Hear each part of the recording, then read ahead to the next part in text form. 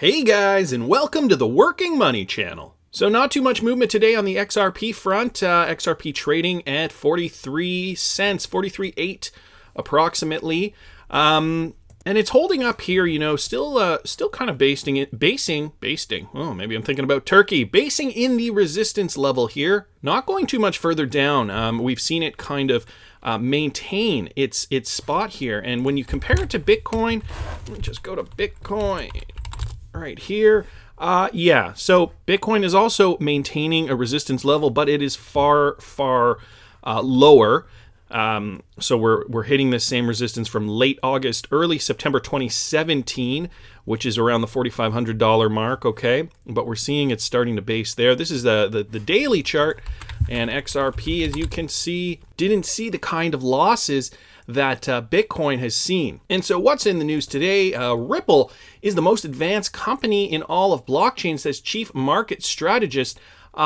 And I just wanted to read the headline there because this article kind of goes on to talk about a lot of the things we already know about the company. But I just wanted to read the headline because the headline, I think, is kind of sums it up quite well. This article here from the Daily Hodl, Ripple is leveraging XRP to power a new payment layer for the internet, says Cory Johnson.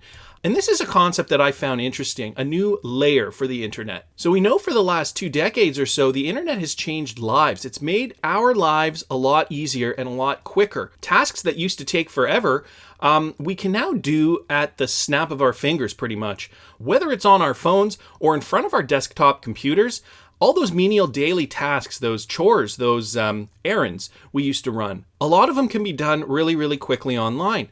And so this is an article here. I'm not going to get into it, just how internet has changed everyday life. And I made a list of some of the things that we kind of take for granted now that the internet has changed in our lives. Sending a letter or a message, email essentially, basically we can do instantaneously. Watching TV or a movie, back in the days when we used to go to the Blockbuster to rent a movie, are long gone. That has been replaced with Netflix and other streaming platforms. There are also torrents. I am not suggesting you should download illegal pirated movies. However, that has also changed the internet. Ordering food, we can now just order food from an app. We don't even have to talk to anybody on the telephone. Same with grabbing a cab or an Uber, Lyft. This can all happen from an instant click on our smartphones. Doing research, back when, pre-internet, being at a university was apparently, because this was not my era, not that simple. You had to go and actually research in a place called a library, and you had to look at books. And I know a lot of people have this nostalgia surrounding that, but it was really, really difficult. You couldn't just kind of click around and kind of find the thing you needed. You needed to actually do the work. So today that's made a lot easier with the internet. Retail shopping, as we know, the Amazon effect, everybody's shopping online. Less and less people are actually going to brick and mortar stores, resulting in their closures. Finding like-minded people on social media. So finding people in groups. Before you used to have to kind of suss out a tennis club or a book club, by going through the local classifieds in the paper or whatever. Now you can just go on social media and find like-minded people. Same with finding a mate or a lover, a spouse essentially.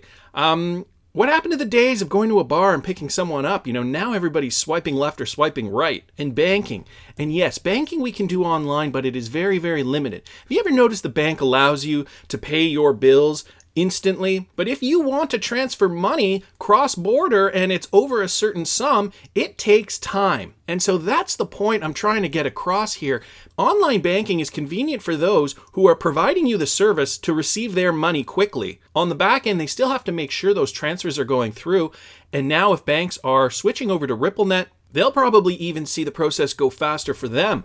Ripple says it's planning to utilize the speed and efficiency of XRP to create a new layer for the internet. And we don't really think of the internet as being layered, but in a way it is. And that payment layer just isn't there yet. We can search for things, we can find content, we can find data, we can even find movies, moving pictures, photographs, audio, all that kind of stuff. But money is one of those things that people take very, very seriously, and they are not going to just willy-nilly. There needs to be a lot of security around that possible application. In a fireside chat, Ripple's chief strategist, Cory Johnson, outlined how the company plans to bring the world's financial system into the 21st century by dramatically reducing the amount of time it takes to send cross-border payments. All this we know, right? Then he states, so the state of the art is one financial institution tells the other financial institution, we want to move $1,000 in Thai baht. So he's using the example for Thailand to the USA right now. It's going to result in X number of dollars. Are you cool with that? Click yes. Boom. Within minutes or two, it's done. Our notion is that there is no payment layer for the internet. We're creating a separate internet. RippleNet is the phrase we use. And so, yes, we see a payment layer for all these types of applications.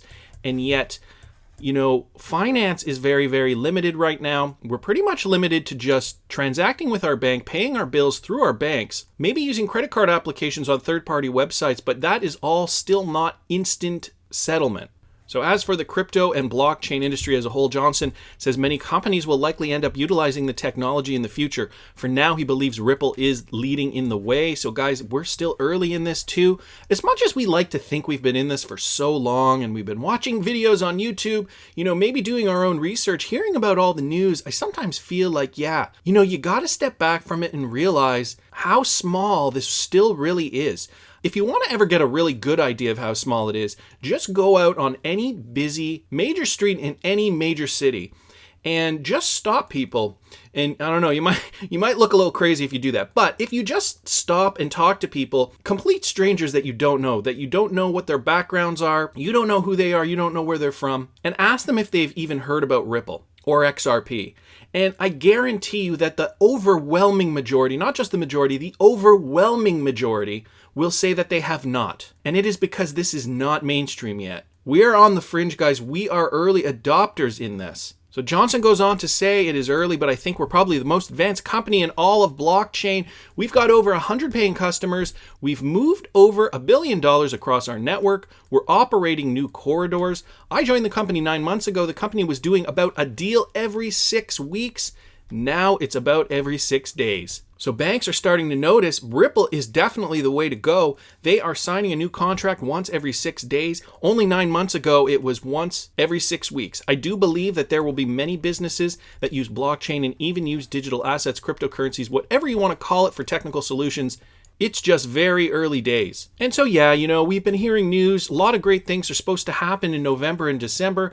Now potentially pushed to January, February. But guys, this is a long play. If you really, really want to get rich, this isn't a get rich quick scheme at all. As much as crypto in the past in those spec markets has been, the people who will become the most profitable off XRP will be the most patient. But I want to hear what you guys think. Please subscribe to the channel if you haven't already. Like the video if you like the content I'm providing. I always love hearing your comments. See you in the next one, guys.